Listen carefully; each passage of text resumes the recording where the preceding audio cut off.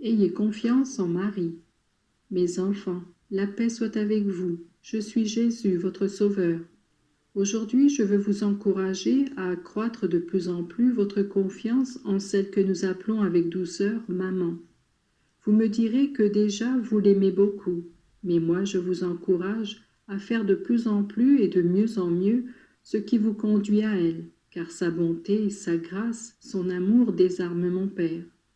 De même que sa prière et ses soupirs purs, pour ainsi dire, hâtaient les temps de rédemption, de même que sa supplication put hâter le moment de mon entrée dans la vie publique par le miracle de Cana.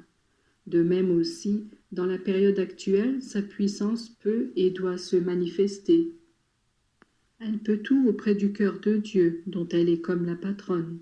Elle peut tout sur moi, qui ne peut la regarder sans m'émouvoir, et à qui, en tant que fils, je dois obéir.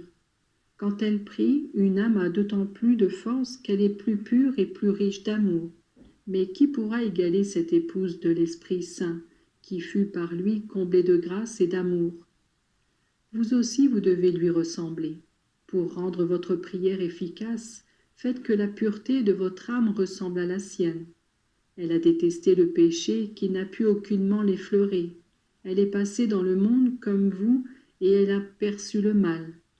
Elle a connu les faiblesses et la méchanceté de Judas, les péchés de la Madeleine et de la femme adultère, mais uniquement parce qu'elle devait être le refuge des pécheurs et la mère de miséricorde. Elle a alors perçu le mal et elle en perçoit encore la continuelle diffusion dans le monde. Si elle est le mal, parce qu'elle le sait capable de détruire la vie divine dans les âmes, elle se penche pourtant compatissante sur les malheureux qui en sont victimes, afin de les aider à se relever. Elle, la toute pure, la reine des anges, ne dédaigne pas les âmes de ceux qui ont connu les chemins les plus abjects du péché. Marie vous invite à faire de la prière une vraie force dans votre lutte personnelle contre le péché, qui vous éloigne de Dieu et vous abrutit. Voulez-vous que votre prière soit accueillie? Prenez Marie comme modèle.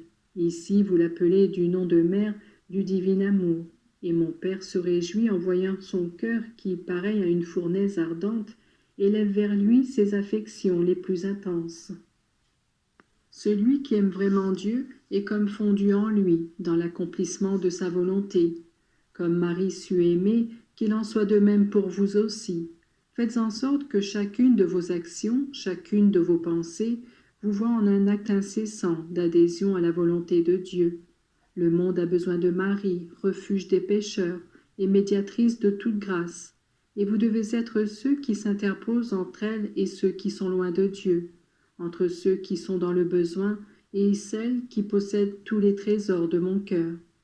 Vivez confiants dans l'attente que le monde soit libéré de l'iniquité et des injustices, et que par l'intermédiaire de Marie, on renouvelle les esprits, qu'on accepte la vérité, qu'on suive la loi, qu'on aime Dieu.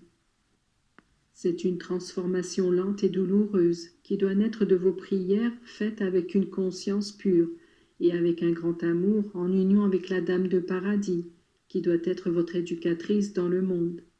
Lorsque vous dites Marie, vous dites Mère de grâce, Mère de tendresse envers vous, Mère d'amour envers Dieu. Ainsi est-elle, ainsi soit-elle vraiment pour tous les hommes. Et tandis que vous vous adressez à elle, qui est l'ancre de salut de tous les peuples, jetez à la mer, vous aussi, vos petites chaloupes, afin que le plus grand nombre possible d'âmes trouve du secours dans vos prières. Je vous bénis, mes enfants. Fortifiez votre foi et rappelez-vous que toute grâce passe par les mains de ma mère. Avez-vous des pensées qui vous troublent, des haines, des rancœurs ou de la méchanceté dans le cœur? Invoquez Marie. Elle vous communiquera cette bonté qui apporte avec elle sérénité et paix. Ne faites qu'un avec elle si vous ne voulez faire qu'un avec moi.